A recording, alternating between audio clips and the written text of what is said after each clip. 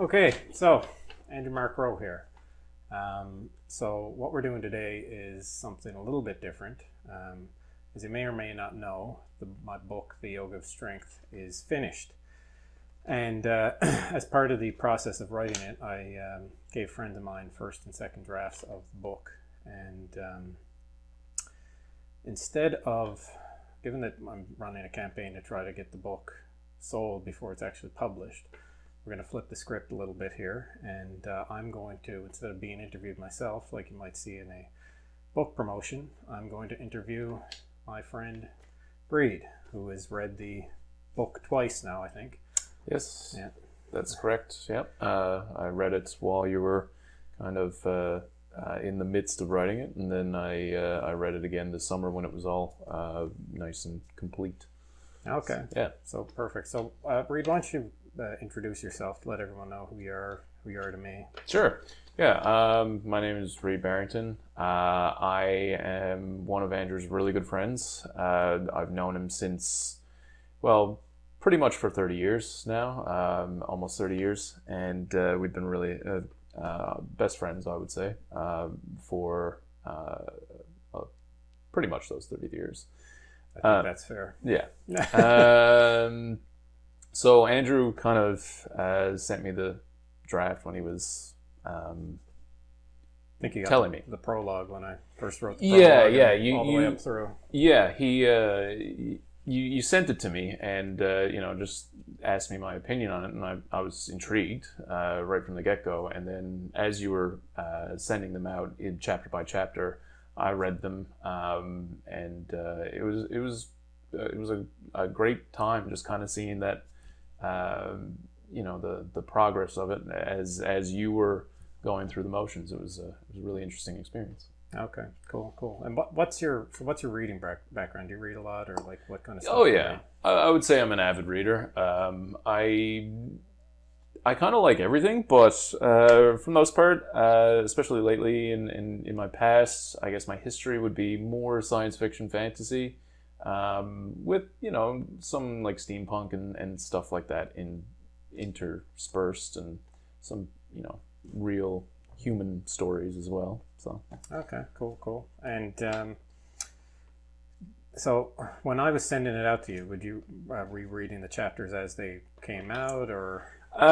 Yeah, for the most part. Now there was a time, just because of time constraints with myself and work, I wasn't able to read them all at the same time. But I would catch up with them when I could and stuff. So it was it's really cool. And when I sent you the second draft, how long would you say that took you to read? I did it in about a couple of days, but realistically, I spent pretty well the better half of a day reading it, all things considered. Okay. Yeah. Okay. And what were your initial impressions of the book as you first were starting to read it? I was intrigued. I was interested in the world. Everything was a little bit. I liked how it was similar in some ways to our own, but then at other, it was still a fantasy novel. So there was definitely things that were different. There was things that were familiar to me, just from like names and things like that would have been familiar to a lot of people. So there was that you felt like you were kind of connected to the world in a little bit, and like right from the get-go, which was really cool. It wasn't like some other fantasy novels that you might get into where you're bogged down with so much information at the beginning, trying to figure out like, okay, where's all this going? There were some familiar aspects, so it was much easier to get into, world building wise, which was great. Oh, good. Yeah. I'm glad you liked it. No, exactly. And did that like impression of the book, did that change over time, or how did? I mean, for the world, I got more interested in it as time went on, because there was just more and more that was building off it. It wasn't like it was just kind of taken from other sources and then that's it. There was a lot of really interesting information in there, and you kind of like built up this grandiose thing, and you could tell like there's a lot to it, which you don't see right off the bat, but you kind of discover it along the way as one of the main characters of the book kind of discovers at the same time, which is really cool because it's like you're on a bit of a journey together. Oh, good. Yeah. I'm glad. That makes me happy. And so what did you think of the pacing of the book? I thought it was great. I mean, it was interesting at the beginning. I found it started out a little bit, it was a little bit slow at the beginning, but I think that was intentional, it seems, because I think it was more basically because of the character himself. And I guess we can talk about that in a second, but because of it's from his viewpoint, it just seems like, certain things, especially at the beginning, he really focuses heavily on, and it's just like, all right, man, like, you feel like it's because he can't let go of it. But I think that's more to do with his character. It's not to do with the fact that the pacing is slow in itself. It's just the character himself is slow, and he is. And I guess we'll talk about that more in a bit. Well, why don't we talk about what do you think of the main character, Andrew? Sure, Andrew. Oh man, gosh, when he started out, I did not like him at all, and I think I'm sure that a part of that was intentional. He's not a likable character.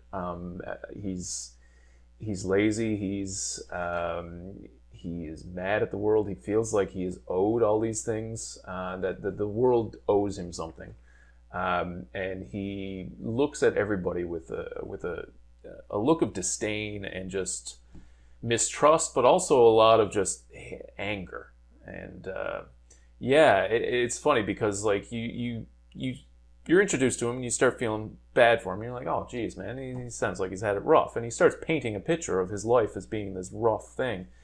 And then as he keeps going on, and this is where I was talking about the pacing in the beginning, it's just he keeps focusing and like harping on certain issues, and then you come to realize, and you encounter these people that he feels like have slighted him in some way. You realize, like, you know what, they're not as bad as, in fact, they're actually pretty decent people.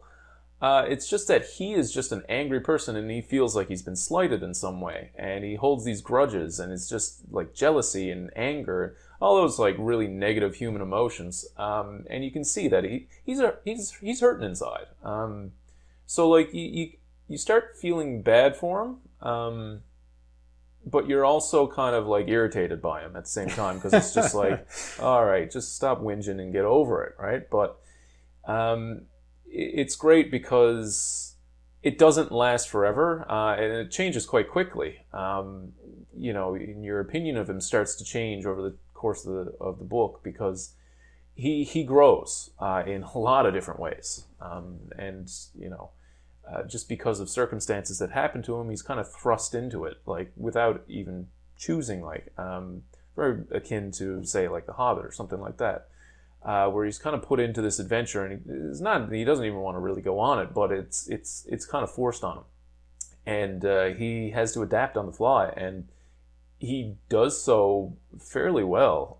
He has his misgivings throughout the book, and he does have his flaws, and even towards the end, even when he is kind of growing, he still has some flaws, which is good to see, though, because you realize he's human. He's like everybody else.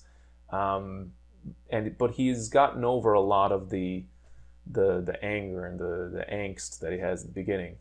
So it is really nice, and he grows on you fairly quickly, and you start to really root for him. And it's really great, because you don't often get that. It's either you really love a character right from the get-go, and it's just like, okay, well, you don't see any growth, and it's just like, oh, he's always just a good person. But here you see a polar opposite from where he starts and where he finishes by the end of the book. And I really like that. Cool. Yeah, it's very cool. I'm going to ask you this because this is something, when we were kids, me and Reid were in school together. And one of the classes we did, I think it was in grade 6, we did a mythology class. Yeah. And I did inject a fair bit of mythology into the book. And I'm just wondering what you thought of those elements of the book.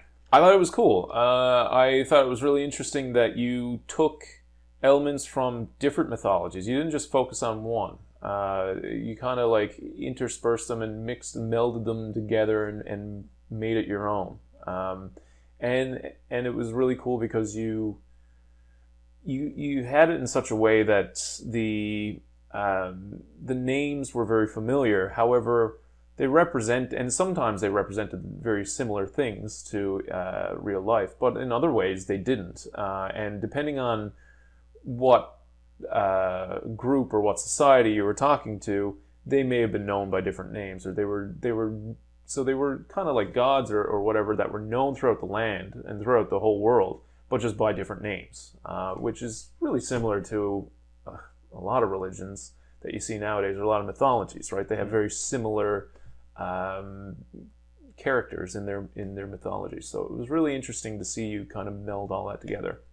And like I said, it made it really easy to read because you were familiar with those names. It wasn't these really difficult names that were just like, I'm never going to remember this because it's some ridiculous name. Like some of the names in Lord of the Rings. I'll make a comparison. I mean, as much as I want to know the names of the gods and all the ones that they talk about, I'm never going to remember that.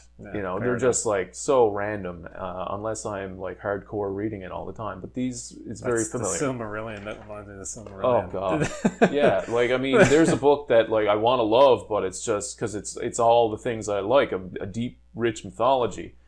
But my god, like the names, it's just okay especially when like some of them are so similar. Yeah, Game of Thrones does it too with names of people. They're so similar and described so similarly that like you can never really tell them apart. Whereas here, you know them; they're different. They're very unique, which is awesome. I really enjoyed that. Cool.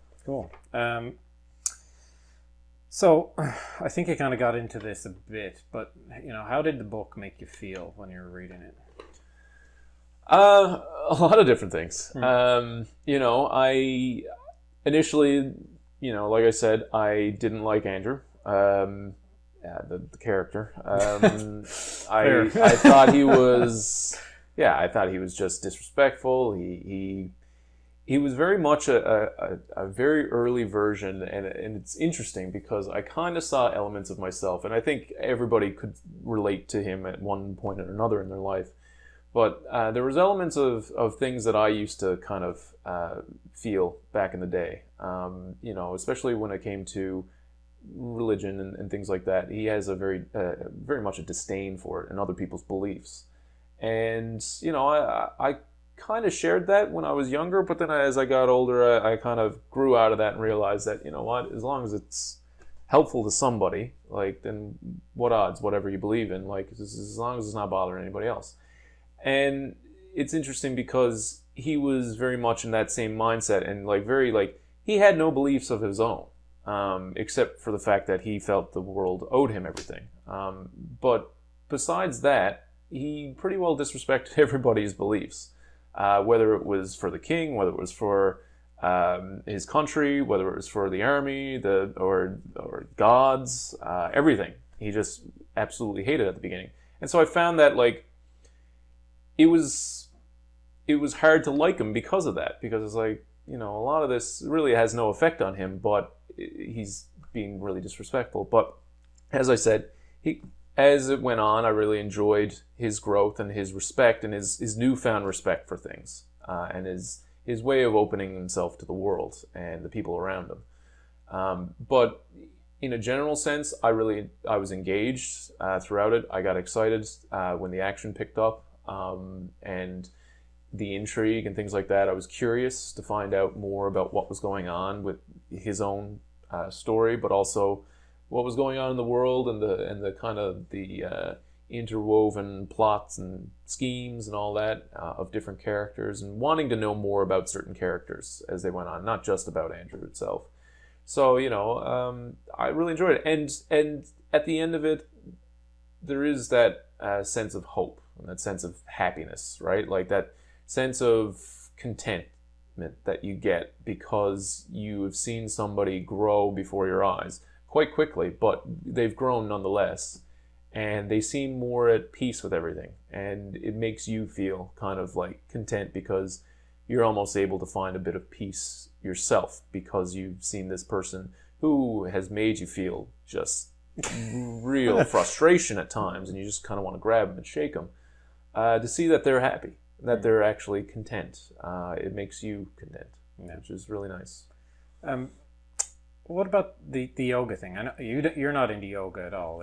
No, I can't. I am not flexible in the least, and all of that. Yeah, no. But that wasn't an impediment to you enjoying the book. No, not at all. I found it interesting the way it was kind of woven in. It wasn't something that was just kind of like slapped in your face. It wasn't in the forefront. It was just kind of hinted at in the background and kind of, slid in there very nicely, that it wasn't something that was just glaringly obvious to you. But it was nice, and it was interesting to hear about it and to kind of listen to the perspectives of these characters and listen to kind of the ideas of yoga in this world itself, and the ideal of it and all. It was very fascinating to me. It wasn't something that normally, if you gave me a book on yoga, I'd probably never read it, or I'd say I would read it and I would never read it. But in this sense, it was really digestible. It was something that was, it was really easy to read and enjoyable too, because it kind of wove itself into the narrative and wove itself into the world itself. So you never felt like, okay, this is coming out of left field, and what does this have to do with anything, right? Yeah, okay. I thought it was great. I enjoyed it. Good. And I think we kind of got into this a little bit, but you read a lot of fantasy. How does this compare to other books you've read in the genre? Well, it's definitely in some ways it's easier to read, for sure. But that doesn't mean that it's easier in the sense that it's simple. I want to make that distinction, because sometimes people think, oh, well, easy to read, it's like, kids' book, but it's not. It very much is not. No, kids shouldn't read this one. You should probably wait a little while before giving this to your child. But it's easy to read in the sense that the mythology is very straightforward. It's easily explained. It's not something that you have to go back and reread sometimes. I'll liken it again to Game of Thrones or the Lord of the Rings series, where, you might read a tidbit of information. They might come up with like a page or a couple of pages, a few paragraphs of the history of something, right? They're introducing, I don't know, the barrow dens that Frodo and them go into. And they start talking about how it used to be these kings and all this kind of stuff. I think the first time I read that, I had to read that chapter maybe 2 or 3 times, because it's like, okay, trying to wrap your head around all the information that's going on. Not only what happens to the hobbits there.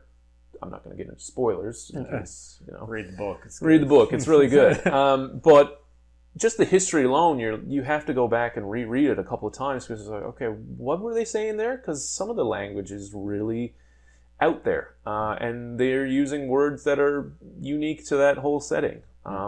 So, in that sense, it's much more digestible. I guess that's probably a better way of putting it. You understand it when you're reading it. You don't have to sit down and take 10 minutes to think about what is it that they just wrote, or what is it that was just said in this paragraph. Okay.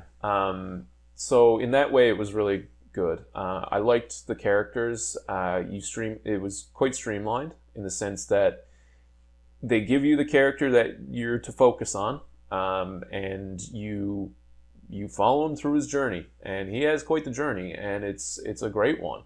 It's engaging, it's enjoyable. He has some friends and compatriots that come along for the ride, but it's never, you never lose focus on the character. Whereas in some other books, you might, they jump around. The Song of Ice and Fire series, obviously, they have multiple characters. Yeah. And so you're Books trying. that don't even mention some of the characters. Yeah, and you're trying to focus on all these places, and they're jumping around to different locales. Whereas this one, you know where you are the whole way. You never get lost, and things don't change. There's no jumping around, jumping points where, like in some books, well, like in Game of Thrones, where you might have a character in one chapter they talk about, and it's like, oh, well, Jon Snow is here now, and then 3 or 4 chapters later they revisit him, and oh no, he's like in some new place, and he's done a bunch of stuff since the last time you read about him. And it's like, okay, well, what happened? And then they're like spending half the chapter flashbacking half of it. You don't have to do that with this, which is great because you're never getting lost. You know where you are. Even if Andrew Cardiff finds that he is lost, you know where he is, or at least he figures it out very quickly and relays that info to you. So it's a very digestible book in that sense, and I really enjoy that compared to other fantasy. Like, it's not a hard book to get into. Oh, good. Yeah. I'm glad. There's one point that you kind of brought up, and I just wanted to touch on it without getting into spoilers, but the setting changes a fair bit. Yeah. And what did you think of because it is all in this one fantastical world, but Andrew does go on a journey, and yeah. I mean, he definitely goes on a journey, and he sees, a nice portion of the world, at least as far as I know. I don't know how many actual different regions or different countries there are, but we do at least see quite a few, and they're quite unique and very different, and I enjoyed it because it wasn't all the same setting. It wasn't all, oh, hey, we're going through the Shire, or, oh, yeah, there was a change up. Or I guess better, we're not going up and down the King's Road and just waiting for things to happen and seeing who gets killed where. You are changing the setting, you're changing it up, and sometimes very abruptly, but very quickly things change, going from one setting to the next. And it's good because it never lags behind. You never get dragged down and saying, oh my God, they're still here. Like, please just move along, right? You're always feeling like there's something new happening, and it's fresh. You never stay in a place. You're never overstaying your welcome, which is good. I think everywhere that they go, they stay for quite a bit of time. Now, sometimes maybe not enough time, and that's my own personal feelings because I want to know more about that place. But I'm sure, like, there's 3 books. I feel like it's probably for a reason, and there's going to be more opportunities to go back and revisit those areas. So I'm not too broke up about that. But yeah, no, you never get a feeling for like, oh, well, this is just an awful place. Not in the sense that like it's a negative place to be. Like, there's definitely some awful places that Andrew ends up visiting, in the sense that they are terrible for people, and God, you would never want to be in that kind of setting, or in those situations. But they're engaging, and they're very interesting, and you're excited to see what's happening next or where they're going next. And it's a vivid picture that you paint.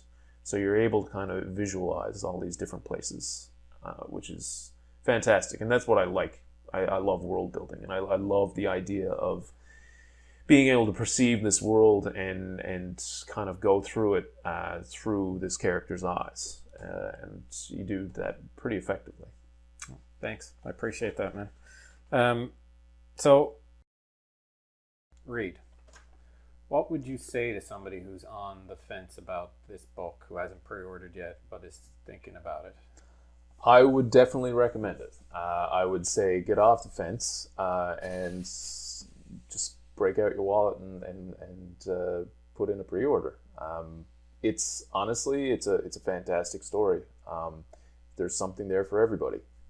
It is something that, even if you're not into fantasy, you'll still find something to enjoy out of it. The characters alone are fantastic, and the world is really interesting as well. But the characters are human. And the main character, especially Andrew, he's a very human character. He has emotions that we have all felt at some point or another. in our lives, and goes through some very difficult decisions, much like anybody in human existence. And I think we can all relate to him in some way or another, whether we want to or not. Especially towards the beginning, you don't want to relate to him, but there's still those elements of humanity there. And even as he grows, he's not this character that just immediately changes into the superhero. He's still very much grounded as a regular human being, even still having flaws and still having doubts like any of us. So at heart, I think anybody would enjoy this book because of the fact that it is a human story. Just happens to be set in a fantastical world. So, and if anybody's interested in getting into fantasy, this is definitely a book that you would want to read because of the fact that it is very digestible as a fantasy, instead of some of the more just niche fantasy novels that are out there that might take you a few years to complete. This one definitely wouldn't, and it's a proper setting, and it's a proper length for anybody looking to get into that kind of book. It's a great entry-level fantasy novel, I think. Cool. Yeah. Oh, man, I appreciate all your kind words, man. It really was a labor of love for me, and to have that kind of feedback, it's humbling to say the least. It's my pleasure. I'm glad that I got to read the preview of it. Really. So. Yeah. Well, and this is not quite polished yet. I'm working on, like I said, I'm working on a third draft yet, and it's probably gonna. Hopefully, if I get a good publisher, it'll see a decent editor as well. So that brings me to my final point. If any of this interests you, the book is written, but it's not published. And in order to get it published, I need pre-orders for the book. So, you know, if this is your first time watching a video about this or reading anything about it, I recommend that you go to andrewmarkrowe.com. That's MARCROWE.com. And no matter what you're into, I've got something there for you, whether it's yoga, fantasy, mythology, or none of the above. And, you know, there's essays, short stories, there's chapters of the book, and there's a little, my bio, some information about me. And you can click through from there to the Publishizer campaign. And like I said, I need pre-orders to get the book made. So if you're at all interested, please go check it out. And if you do pre-order the book, thank you so much in advance. You're really helping my dream come true. Reid, thanks, buddy. It's a pleasure, as always. All right. See you later, folks. Many thanks and much love. Take care.